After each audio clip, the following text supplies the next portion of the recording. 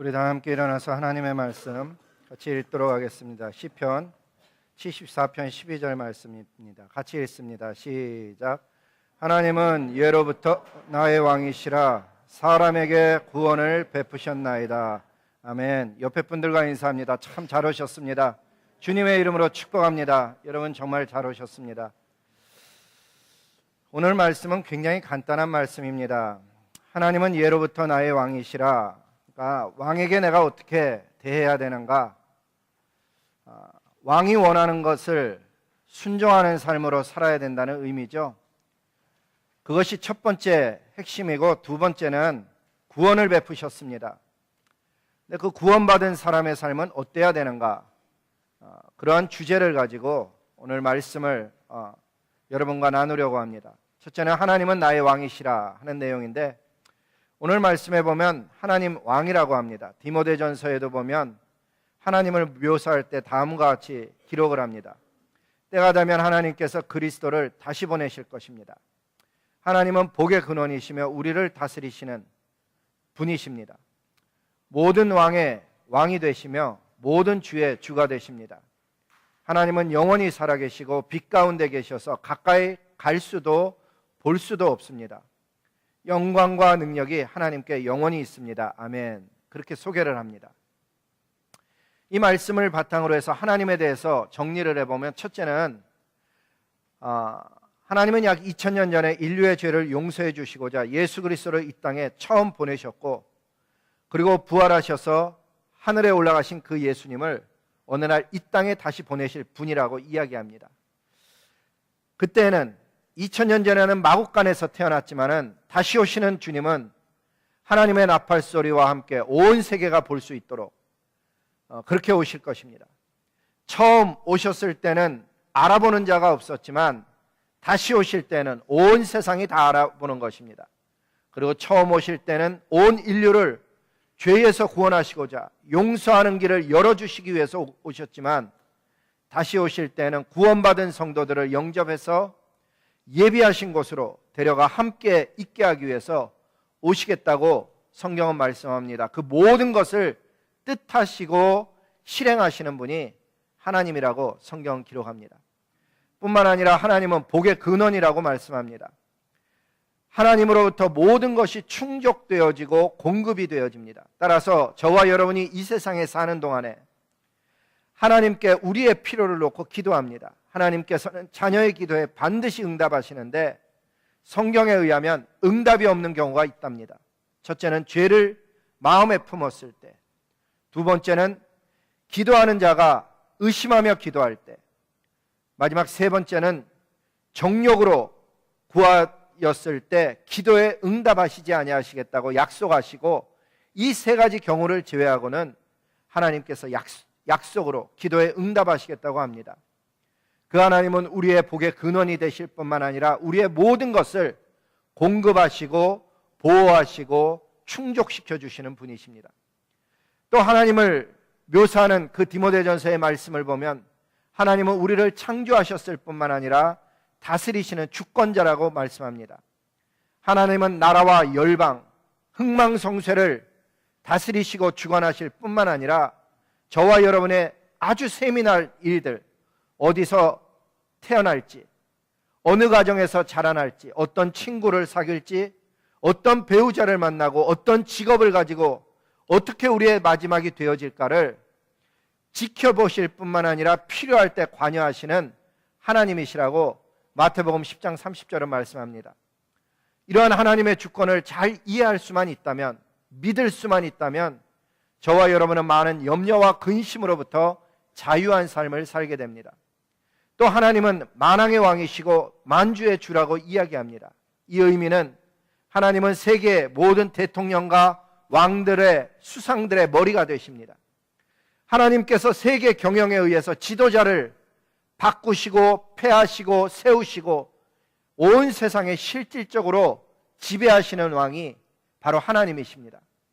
뿐만 아니라 모든 소유의 주인, 어떤 빌딩이든 어떤 비즈니스든 어떤 일의 주인이라고 얘기하는 그 모든 사람의 생명을 주관하시고 움직이시는 지배자가 바로 하나님 아버지이신 것입니다. 그들의 마음을 움직이고 그들의 결정을 움직이시는 분이 저와 여러분의 아바 아버지가 되셨기 때문에 그 하나님을 우리가 제대로 깨닫기만 한다면 저와 여러분은 온 세상을 이기는 하늘의 사람, 이 세상에 살고 있지만 속하지는 아니하고 이 세상을 변화시키고 이 세상 가운데서 하나님께 영광 돌리는 하늘의 자녀로 살아갈 수 있다고 성경은 말씀합니다. 성경에 보니까 예수님의 제자들, 초대교회 시절에 아무것도 가진 것이 없었습니다. 많이 배운 것도 아니고 뛰어난 실력을 가진 것도 아니고 그들이 가진 것 아무것도 없었지만 바로 이러한 하나님에 대한 깨달음, 믿음을 가졌음으로 인하여서 그들은 세상이 감당할 수 없는 사람들이 되어졌습니다. 그들은 세상을 두려워하지 아니하였으며 조롱과 평판에 조금도 귀를 기울이지 아니하고 오직 높으신 하나님, 자기를 구원하신 왕 되신 하나님의 뜻을 쫓아서 헌신하며 살다가 하나님의 나라를 유업으로 받으며 죽어갔습니다. 저와 여러분도 무엇을 위해서 살아야 될까? 우리 모두 영원한 만왕의 왕이신 하나님 위해서 살다가 이 땅에서 주의 영광 드러내며 살고 사랑과 복음 전하며 살다가 주님 앞에 설 수 있기를 주님의 이름으로 축복하는 것입니다. 특별히 디모데전서 6장 16절 말씀을 이해하는데 중요한 그 내용이 뭔가 하면 하나님은 영원 전부터 계셨고 누가 창조한 것이 아닌 스스로 있는 분이라고 성경은 가르쳐 줍니다. 하나님은 사람들이 가까이 할 수 없는 빛 가운데 거하시는 분이시고 하나님께서 허락하기 전까지 이 세상 어느 누구도 하나님을 볼 수 있는 자는 없다라고 성경은 얘기합니다. 저와 여러분이 창조된 이유는 하나님을 대리하여서 온 세상을 다스리며 관리하며 하나님 보시기에 아름답게 꾸미는 그런 임무를 맡았습니다. 뿐만 아니라 온 세상 천하 만물로 하여금 하나님을 찬양하도록 선포하는 임무를 저와 여러분이 맡고 이 세상에 창조되어졌습니다. 따라서 이 세상에 우리가 살아가면서 구원받은 이후에 가장 집중해야 될 것 역시 이 두 가지입니다. 하나님께서 맡겨주신 가정, 직장, 학업, 연구 이 영역을 잘 관리하고 다스리는 것입니다. 그런 일을 통해서 하나님의 임재와 능력과 영광을 드러내는 임무가 저와 여러분에게 주어졌다 하는 것입니다. 어려움은 무엇일까?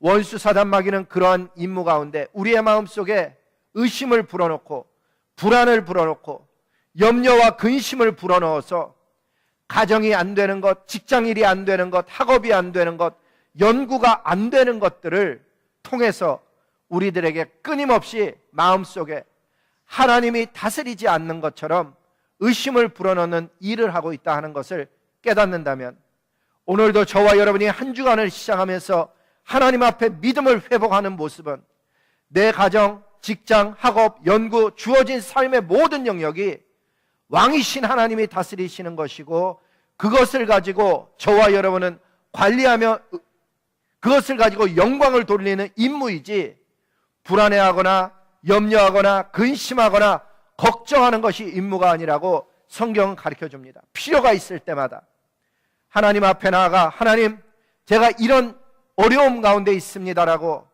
그분 앞에 구하고 구함으로 인하여서 왕이신 하나님이 공급해 주는 삶을 살아가는 것이 저와 여러분의 삶의 과정이라 하는 것입니다. 또한 저와 여러분이 이 땅에 살면서 집중해야 되는 또 다른 영역은 하나님을 찬양하고 그 이름과 그 하나님의 사랑과 영원한 복음을 세상 가운데 선포하고 전하는 사명을 수행하는 그런 삶을 저와 여러분이 살아야 하는데 거기서 가장 필요한 것은 성령 충만입니다. 예수님 믿는 데 있어서 이 성령 충만함, 성령으로 거듭나고 충만함으로 계속적으로 살아가는 영역은 필수적인 것입니다.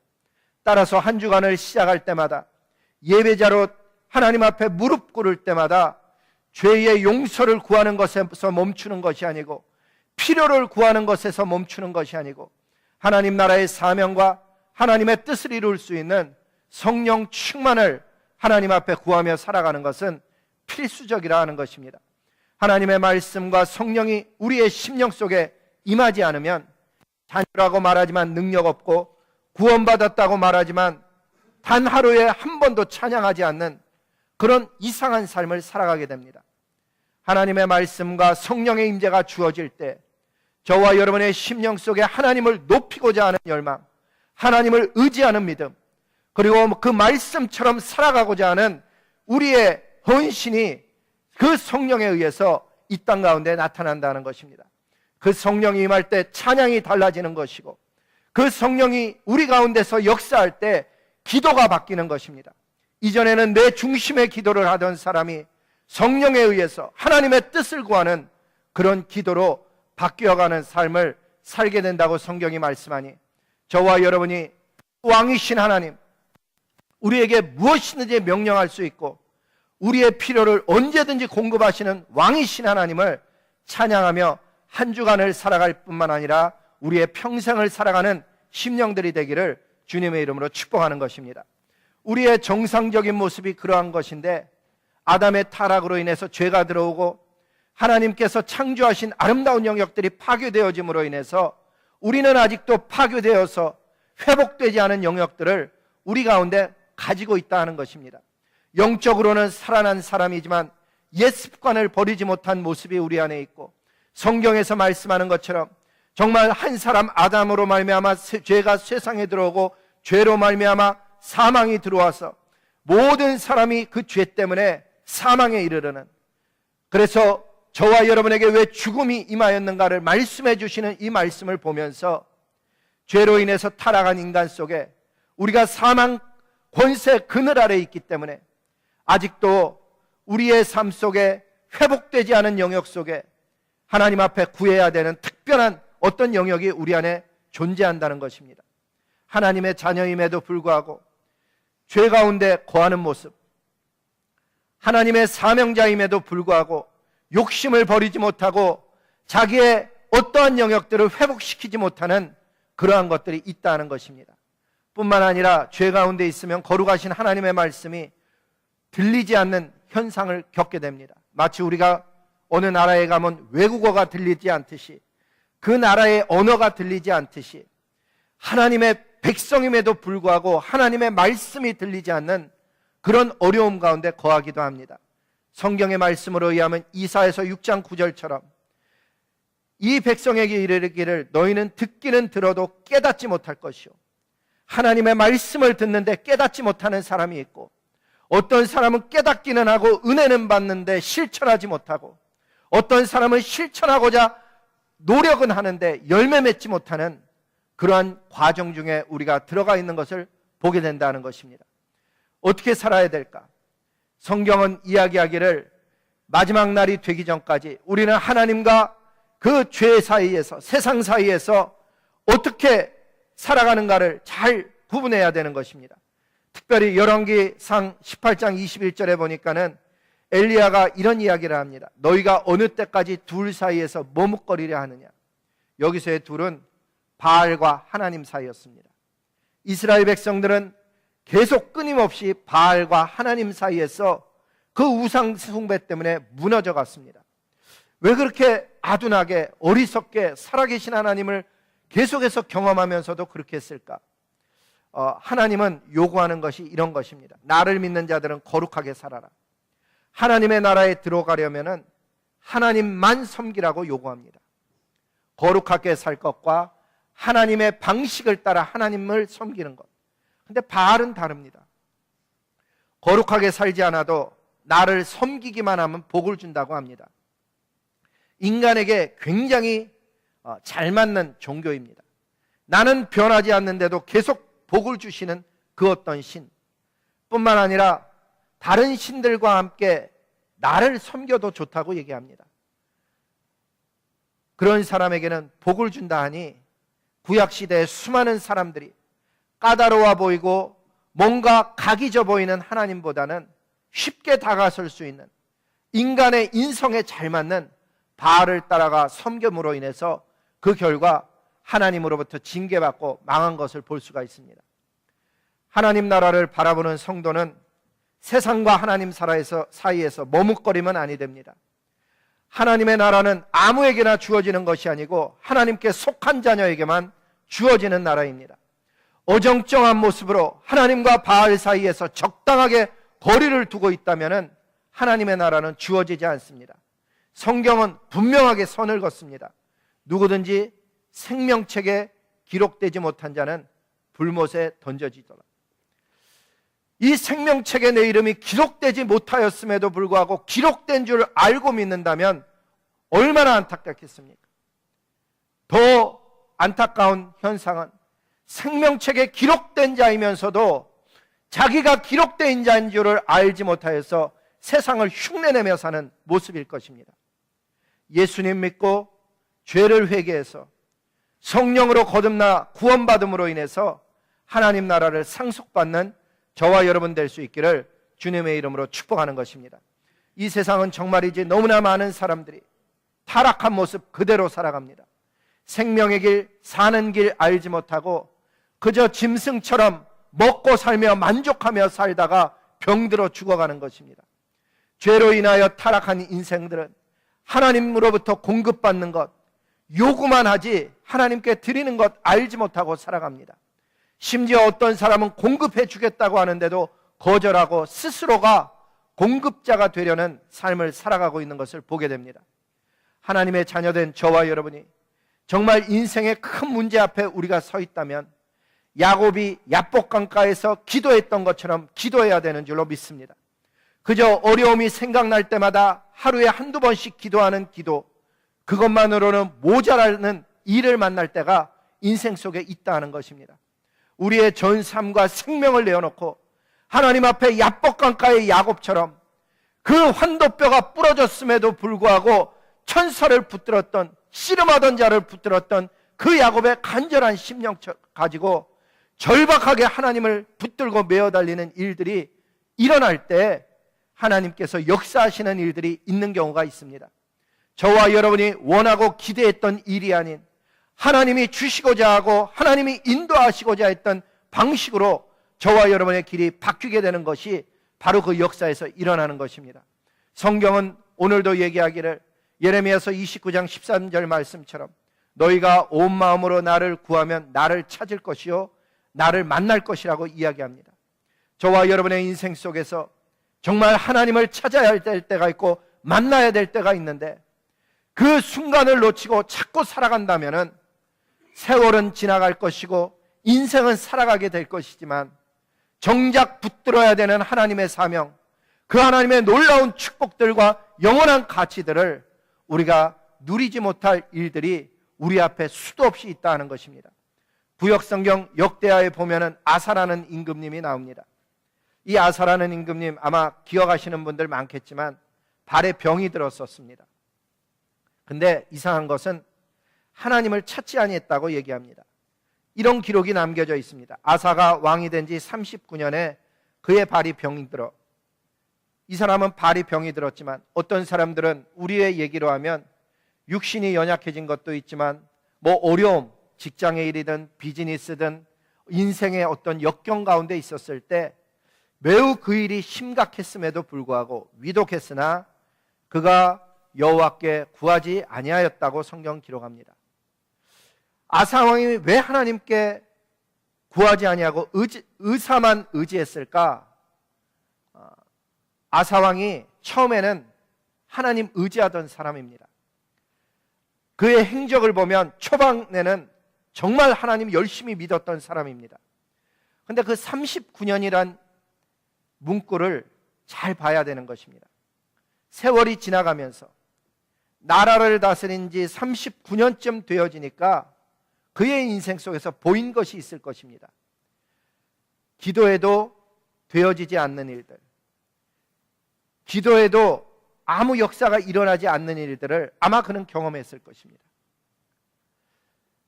결국에는 자기의 발에 병이 들었을 때 그는 더 이상 하나님을 의지하지 않고 의사를 의지할 정도로 그의 신앙은 변해져 있었던 것입니다. 우리의 신앙이 변한다는 것 놀라운 일이 아닙니다. 처음 예수님 믿었을 때는 기도하는 일들마다 응답하심으로 인해서 하나님을 불과 같이 믿는 것 같아서 헌신도 하고 하나님 나라에 자기가 완전히 들어갔다고 생각했지만 신앙의 연수가 많아지면서 10년, 20년, 30년 아사왕처럼 39년의 신앙생활을 하는 동안에 기도해도 되어지지 않는 일들을 만남으로 인해서 어느 날 결정적인 일들 앞에서 더 이상 기도하지 않는 아사왕처럼 저와 여러분의 신앙이 그렇게 변질될 수 있다는 것, 하나님 앞에 항상 두려워할 줄 알아야 되는 것입니다. 그래서 은혜를 구해야 되는 것이고, 그래서 하나님 앞에 긍휼을 구해야 되는 것이고, 특별히 성령 충만함을 구하고 가지 않는다면 신앙의 껍데기는 분명히 남아있는데, 예전에 뜨거웠던 신앙의 모습 속에 기억들은 남아있는데 능력은 상실한, 하나님의 나라를 더 이상 바라보지 않는 그런 신앙인들의 모습이 얼마든지 나타날 수 있다고 성경은 저와 여러분에게 가르쳐 주는 것입니다. 하나님은 말씀합니다. 나는 여호와여 모든 육체의 하나님이라. 내게 할 수 없는 일이 있겠느냐. 하나님 앞에 기도하면서도 할 수 없는 일들에 대해서는 더 이상 기도하지 않는 그 불신앙에서 저와 여러분이 벗어나지 아니한다면, 저와 여러분의 신앙은 흉내내는 신앙이요, 종교적인 신앙이요, 더 이상 하나님의 역사를 기대하지 않는 그런 신앙으로 얼마든지 될 가능성을 가지고 있다는 것입니다. 하나님은 왕이십니다. 그분에게 불가능한 일이란 없는 것입니다. 아무리 어려운 일, 아무리 불가능해 보이는 일, 아무리 망가진 일이라 할지라도 여호와 하나님 의지한다면 하나님께서 그 일을 얼마든지 새롭게 할 수 있는 줄로 믿습니다. 따라서 저와 여러분의 인생 속에 낙심되는 일을 진짜로 만난다면 우리 스스로 외치는 것입니다. 내 영혼아 여호와를 바라라. 저는 나의 방패요 피난처 되심이라. 여러분 인생 속에서 하나님을 피난처로 삼아본 경험이 있습니까? 하나님이 나의 방패라고, 정말 반석이라고 경험되어진 날들이 있습니까? 저와 여러분의 인생 속에 그런 날들이 있어서 우리가 나가서 복음을 전할 때 하나님 살아계신다고, 역사하신다고, 오늘도 동일하게 그분께서 우리의 삶 가운데 나타나고 임재하신다고 저와 여러분이 선포할 수 있기를 소망하는 것이고, 어떤 일들 가운데서 우리가 찬양하기 시작한다면 그 찬양은 저와 여러분의 심령을 회복시킬 뿐만 아니라 원수 사단마귀가 우리의 인생길 속에 한 길로 침공하여 왔다가 7길로 도망치는 역사가 일어나게 되는 줄로 믿습니다. 죄로 인해서 타락한 인간, 하나님 의지하지도 않고 기대하지도 않습니다. 죄로 물든 인생은 하나님의 통치를 거부합니다. 오히려 인간의 방식을 신뢰합니다. 여러분 사울왕의 이야기를 기억하십니까? 이스라엘 백성들이 처음에는 하나님께서 다스리는 것을 좋아했습니다. 선지자를 통해서 그들은 통치를 받았습니다. 그런데 어느 날 그들의 눈이 바뀌기 시작합니다. 사무엘상 12장 12절에 보니까 너희가 암몬 자손의 왕 나하스를 너희가 치러옴을 보고 너희의 하나님 여호와께서는 너희의 왕이 되심에도 불구하고, 하나님이 왕이 되심에도 불구하고 너희가 내게 이르기를 아니라 우리를 다스릴 왕이 있어야 하겠다고 요구했다라고 성경 기록을 합니다. 저와 여러분의 인생의 왕이 있음에도 불구하고 아니라 우리의 삶 속에 이런 것이 있어야 된다라고 사람을 의지하는 영역이 있다면 저와 여러분도 돌아가야 되는 것입니다. 저와 여러분의 왕은 한 분 하나님이십니다. 이 교회의 머리 한 분 하나님이십니다. 보호자도 성삼위 하나님 한 분이십니다.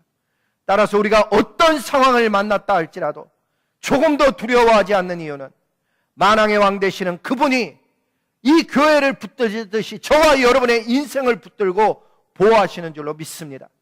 따라서 어떤 상황 속에서도 우리가 여호와 하나님을 의지하고 있다면, 그분만 바라보고 있다면 여호와 하나님께서 다스리시고 통치하실 뿐만 아니라 저와 여러분의 삶을 붙들어 주시고 저와 여러분의 심령 속에 은혜를 주셔서 하나님의 말씀에 순종하며 살아갈 수 있도록 주님께서 은혜 베푸시는 줄로 믿습니다.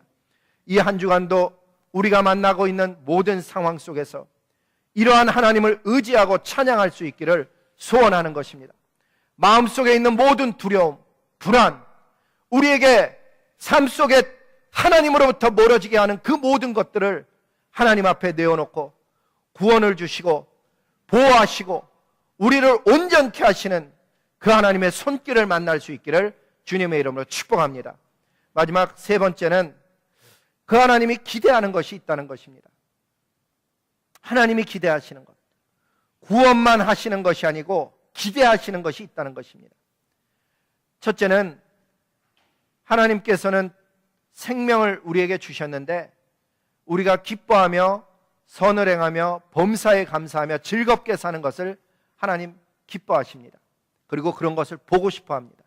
자녀를 길러보면 다 똑같습니다. 우리 아이가 건강하게 자라고 친구들이랑 잘 놀고 학교 갈 때 즐거움으로 뛰어가는, 학교가 뭐가 그렇게 즐겁겠어요, 어떤 면에서는.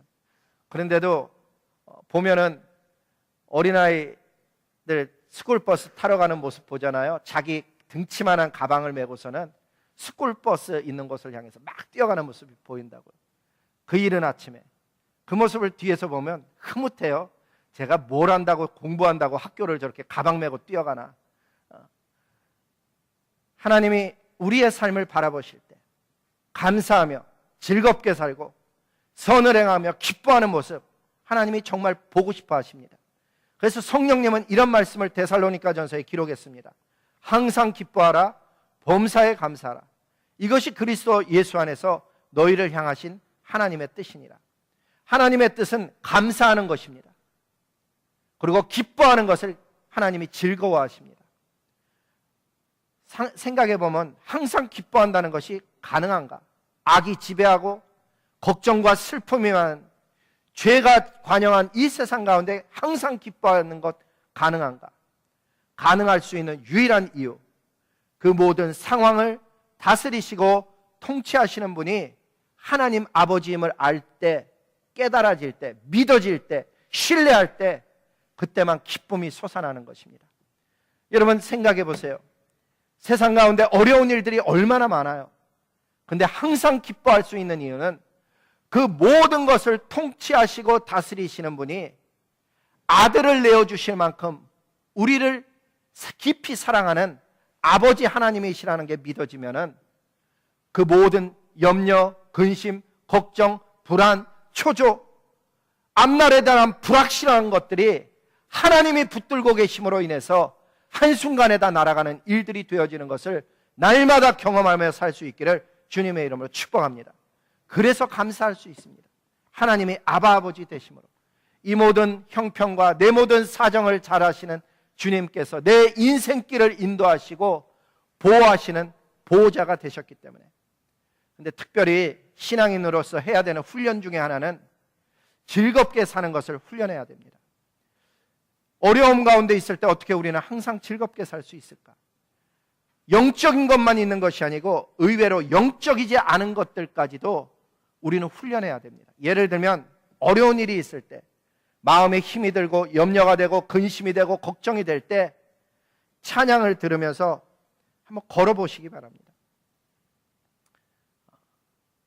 상황이 어려워 보일수록 하나님과 조용히 갖는 그 시간, 우리를 살아나게 합니다. 여러분 혹시 요즘 날씨 얼마나 좋아요? 한 저녁 6시서부터는 걷기 얼마나 좋은지 몰라요. 이른 아침 얼마나 상쾌한지 몰라요. 그럴 때 같이 걷는 거예요. 부부가 함께 걷기도 하고 햇볕을 맞으며 오늘 하루에 있었던 감사한 일들을 나누며 찬양을 들으며 그렇게 걸으면요, 처음에는 별로 안 느끼지만은 30분, 1시간 정도를 걷고 나면 마음속에 그 상쾌한 느낌, 그것이 우리의 삶을 회복시켜 주죠. 하나님의 찬양으로 인해서, 하나님께 드려지는 감사로 인해서, 그리고 내 안에 회복되는 그 어떤 일들로 인해서 하나님 앞에 우리가 살아가는 방법이 달라지는 거죠. 즐겁게 사는 훈련, 어떤 때는 좀 연구해야 되는 거죠. 예를 들면 비가 오면은 비를 즐기는 거예요. 아, 왜 비가 오지가 아니고, 야, 오늘은 하나님이 비를 주셨네. 청명한 날씨에 그 상쾌함, 시원함을 즐기는 거예요. 음식, 신선함을 즐기고요. 물 한 잔이라도 맑은 물로 인해서 감사하며 즐기기 시작한다면 내 삶 속의 모든 것들이 하나님이 주신 아름다운 것들이 즐겨지는 그런 삶으로 우리가 변형되죠. 자녀를 기르는 즐거움, 구역 식구와 함께하는 즐거움, 친구, 동료, 믿음의 친구, 누군가와 함께 시간을 보내며 크게 웃는 즐거움. 하나님 그런 것을 정말 우리 삶 속에 선물로 주시고 좋아하신다는 거예요. 영원한 생명만 하나님의 선물이 아니고 우리 가족들과 함께, 이웃들과 함께, 신앙의 동지들과 함께 먹고 마시며 즐거워하며 수고하며 자신들의 손으로 세상 가운데 하나님이 하신 일들에 즐거워하며 사는 이 모든 것이 하나님의 선물이래요. 성경은 이렇게 얘기합니다. 같이 한번 읽어봅시다. 시작.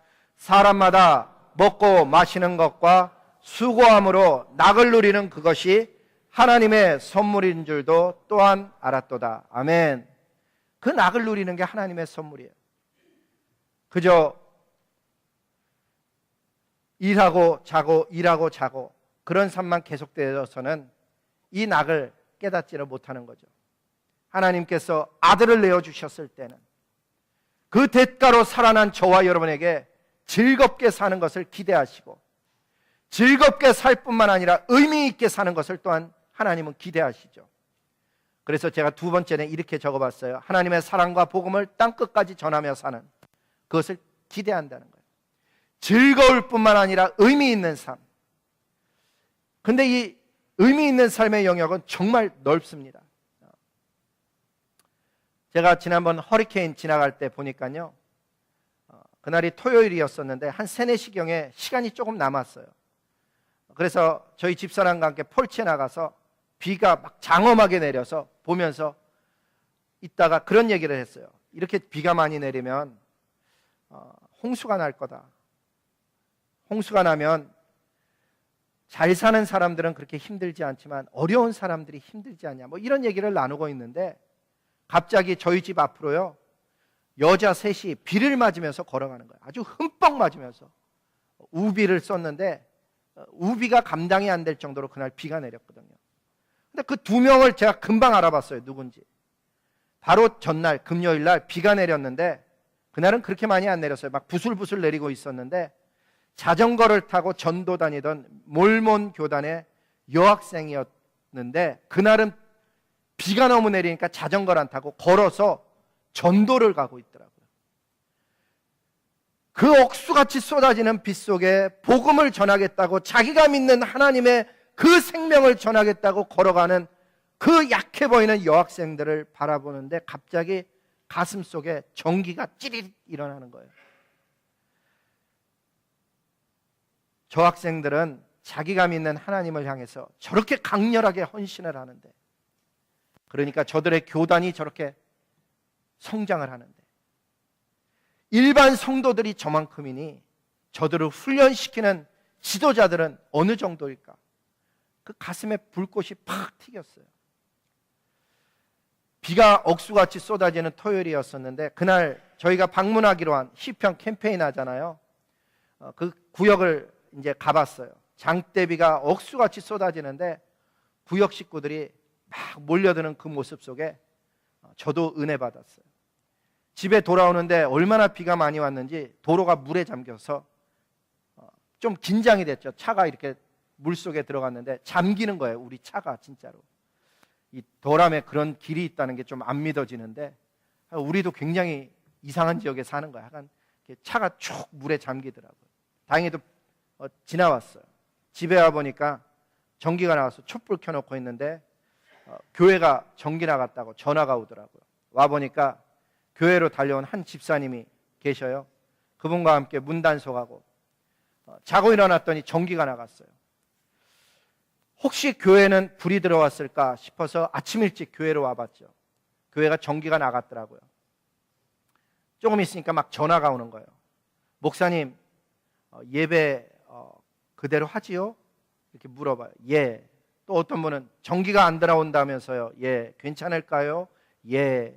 10월 9일 날 전기 없이 예배를 드렸습니다. 근데 그날 드린 예배가요, 저는 굉장히 좋았어요. 전기 나갔다고, 비 온다고, 눈 온다고 예배 드리는 거를, 하나님 섬기는 것을 멈추지 아니하고 이렇게 드리는 그 열정이라 그럴까, 강렬함이라 그럴까, 누구에게 보여주는 게 아니고 하나님 때문에. 여러분 사랑을 해보셨어요? 정말 사랑하는 어떤 사람이 있잖아요. 비 온다고 안 만나러 나가요. 오늘 만나기로 했는데 비 와서 오늘은 못 만날 것 같아. 바람 불어 못 만날 것 같아. 오늘 나 바빠. 그런데 사랑해. 어떻게 느껴지셔요? 좀 다르게 느껴지죠.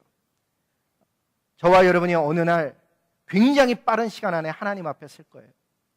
그렇게 사랑한다고 고백하던 하나님 앞에 서는 날이 우리 앞에 굉장히 빠르게 다가올 거예요. 그날 누군가가 우리에게 물어볼지도 몰라요. 세상 사는 동안에 무엇을 하며 하나님 위해서 어떻게 살았냐. 그때 좀 좋은 답이 있길 원해요. 나는 사랑하는 하나님 때문에 청년들도 하나님 알 수 있도록 주말마다 식사 준비해주며 살았습니다. 여러분, 주말이 얼마나 바빠요. 근데 누군가는 청년들의 영혼을 위해서 헌신하는 것이죠. 저는 주일마다 성경을 사람들이 알아가도록 부엌에서 봉사를 했습니다. 하나님의 사랑과 복음 모르는 이 커뮤니티 사람을 위해서, 커뮤니티를 위해서 봉사했습니다. 저는 주일마다 하나님 높이는 사역을 했습니다. 찬양했습니다. 악기를 연주했습니다. 지휘했습니다.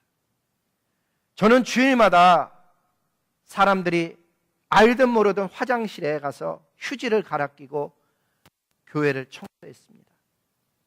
저는 단기 선교에 헌신했습니다. 저는 주일학교 어린이들에게 하나님의 복음을 전하고자 애쓰다 왔습니다. 방송실에서 아무도 안 보는데 헌신했습니다. 저는 구역 식구들을 우리 가정으로 인도했습니다. 저는 다른 분들이 하나님 만날 수 있도록 어린아이들을 돌보아 주었습니다. 이 많은 일들, 그렇게 사랑한다는 하나님 앞에 어떻게 하고 있는가? 구원은 믿음으로 받고 행위가 아니라는 것 우리가 다 알죠. 하지만 행함이 없는 믿음은 죽은 믿음이라는 것도 저와 여러분은 알고 있습니다. 시편 캠페인을 우리가 진행하고 있습니다. 정말 이런 캠페인을 통해서 기도가 새로워지고 찬양이 하나님 앞에 드려지고 실천이 되어지는 그런 캠페인이 아니라면은 형식이고 내 삶이 종교가 되는 것이죠. 저와 여러분의 마지막 날에 왕이신 하나님을 만나게 될 터인데, 그 하나님 만날 때 기쁨으로 면류관 받는 저와 여러분의 인생이 되기를 소망합니다. 하나님은 왕이십니다. 저와 여러분을 구원해 주셨고 이 세상과 열방 가운데 일꾼으로 불러주신 우리 하나님 앞에 저와 여러분의 온 삶을 드릴 수 있기를 주님의 이름으로 축복합니다. 우리 다 함께 일어나서 왕이신 나의 하나님, 내가 주를 높이고 영원히 주의 이름을 송축하리이다. 우리 천천히 혹은 음을 높여서 한 4번 정도 부르고 그 다음 피난처 되신 예수님 같이 찬양 드리도록 하겠습니다.